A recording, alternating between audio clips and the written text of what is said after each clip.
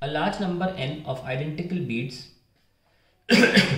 each of mass m and radius r, are strung on a thin, smooth, rigid horizontal rod of length capital L, where L is very, very greater than small r, and are at rest at random positions. The rod is mounted between two rigid supports.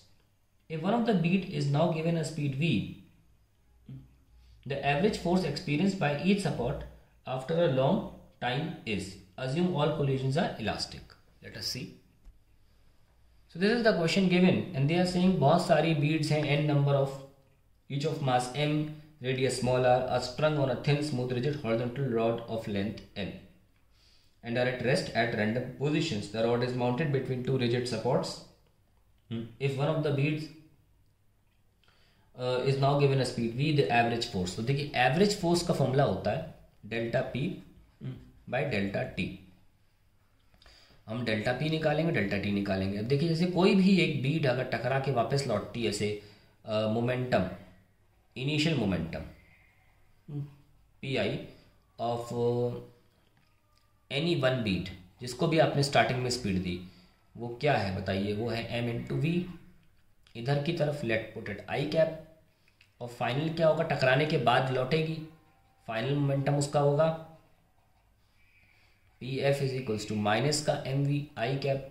So change जो होगा वो होगा P final minus P initial. चाहो तो mod भी ले लो, कोई फ़र्क नहीं पड़ता इस बात से. सो वी एफ माइनस का M V I P final minus P initial. So we got minus का 2 एम वी.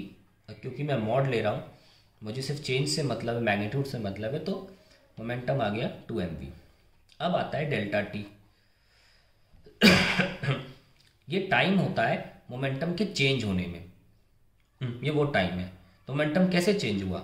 मान लीजिए हम लाइन से बीड लगा देते हैं, ये मैं निकालना चाहते हैं. ये एक बीड है, और suppose just for the sake of आपको समझाने के लिए, मान लीजिए सारी की सारी बीड लगी हुई है लाइन से, ऐसे 1 2 3 4 ऐसे लगी हुई है. ये सब बीड लगी हुई है. तो सबका रेडियस तो आर है, तो डायमीटर कितना है? 2r है. तो देखो ये इसने 2r डिस्टेंस घेर लिया, इसने 2r डिस्टेंस घेर लिया, इसने 2r डिस्टेंस घेर लिया, इसने 2r डिस्टेंस घेर लिया.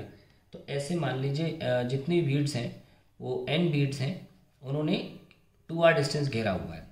ये भी एक तरह से 2r डिस्टेंस ही घेरी हुई, क्योंकि ये जितनी डिस्टेंस ये घेरती है उतना ही डिस्टेंस ट्रैवल नहीं कर सकती. क्योंकि अगर कोई सपोर्ट की बात करें तो इस सपोर्ट से 2r डिस्टेंस पहले ही रुक जाएगी, है ना. तो ये भी अपनी भी डिस्टेंस को इसे ऐड करना ही पड़ेगा, क्योंकि जब ये सपोर्ट से टकराती है तो ये इतना डिस्टेंस फर्दर और ट्रैवल नहीं कर सकती. तो आप इसको भी काउंट करेंगे.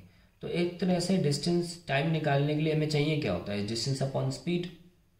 तो कितना डिस्टेंस ट्रैवल एक बीट कर सकती है? डिस्टेंस वन साइड, जस्ट एक डायरेक्शन में देखें, on one side a beat can travel. A beat can travel कितना होगा? टोटल मान लीजिए सपोर्ट यहाँ था, total L minus 2r into N. क्योंकि इतना तो घेरा हुआ है ना, बीट तो आएगी, टकरा जाएगी, तो वो इतना डिस्टेंस तो ट्रैवल नहीं कर सकती ना. ये तो घिरी हुई है n बीट से, तो ये माइनस करना पड़ेगा आपको. तो बीट के पास बस यही डिस्टेंस है ट्रैवल करने के लिए वन साइड, और मोमेंटम टोटल चेंज करने के लिए जाना भी पड़ेगा और आना भी पड़ेगा. तो for delta P momentum change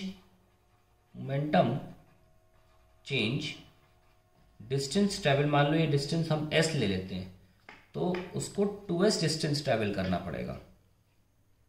और स्पीड उसके पास क्या है? स्पीड है v. इसी स्पीड से तो अब डेल्टा टी निकाल सकते हैं.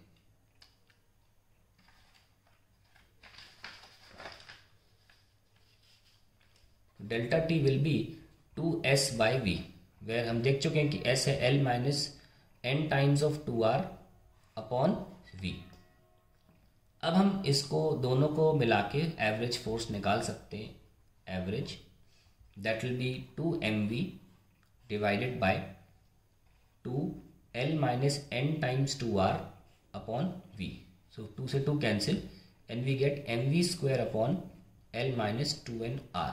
So that is the average force which is required here, and it matches with the option mv square minus L minus 2r. Option B, that is the correct answer.